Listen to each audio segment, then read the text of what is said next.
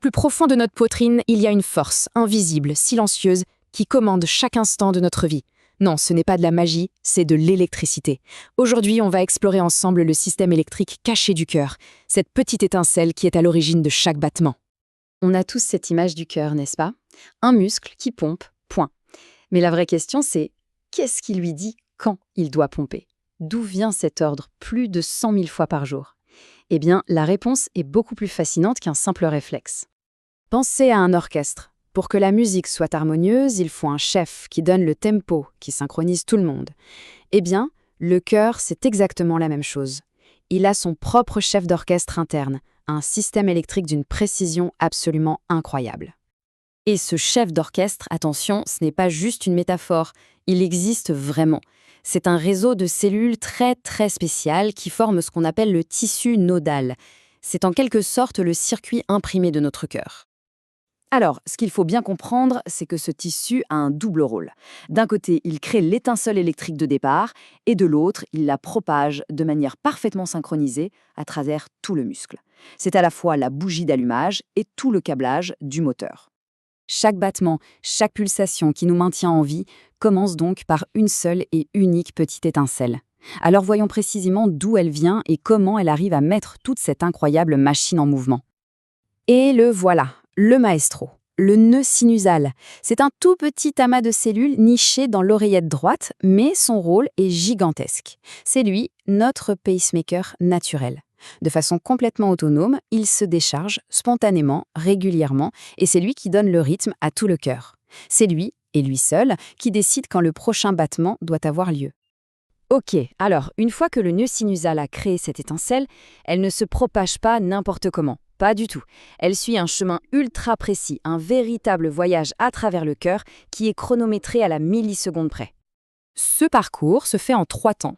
D'abord, l'impulsion part du nœud sinusal et se répand comme une vague sur les 2 cavités du haut, les oreillettes. Ensuite, elle arrive à une sorte de poste de contrôle, le nœud auriculo-ventriculaire, où, et c'est crucial, elle fait une petite pause.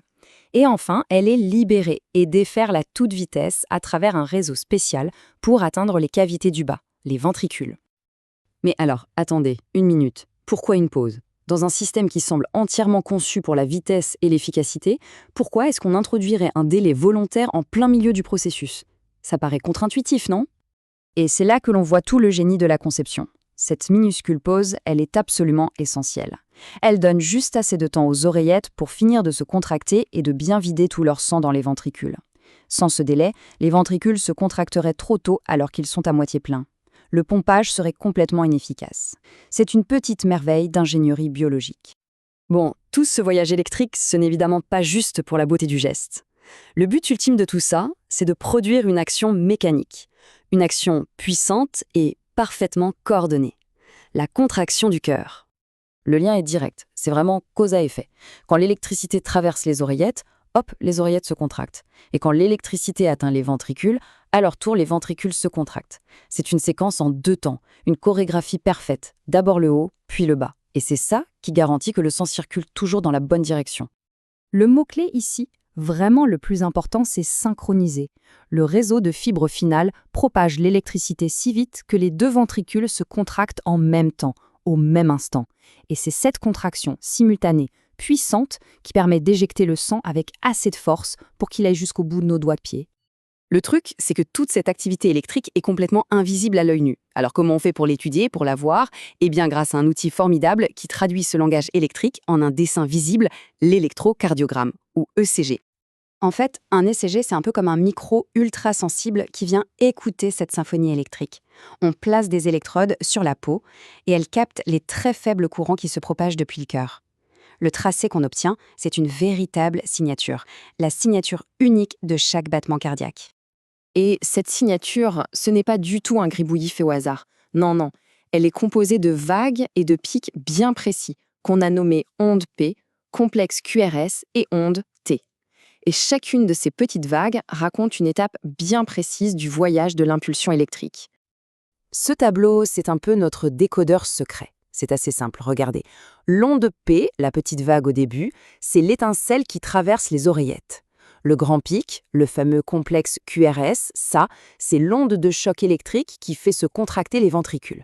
Et enfin, l'onde T, c'est le moment où les ventricules se réinitialisent électriquement pour se préparer au battement suivant. On a tout le cycle de la vie là, visible sur une feuille de papier.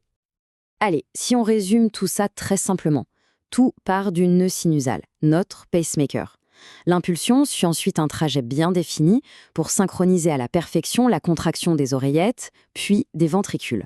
L'objectif de toute cette chorégraphie, c'est simple, pomper le sang le plus efficacement possible. Et l'ECG, c'est notre fenêtre pour observer ce processus vital en pleine action. Ce système électrique quasi parfait, c'est le gardien silencieux de notre vie. Chaque seconde, il exécute sa partition sans jamais faillir. Mais ça soulève une question essentielle. Que se passe-t-il quand le circuit a un court-circuit? Quand le chef d'orchestre soudain perd le rythme? C'est là qu'on entre dans le monde complexe des arythmies. Mais ça, c'est une autre histoire.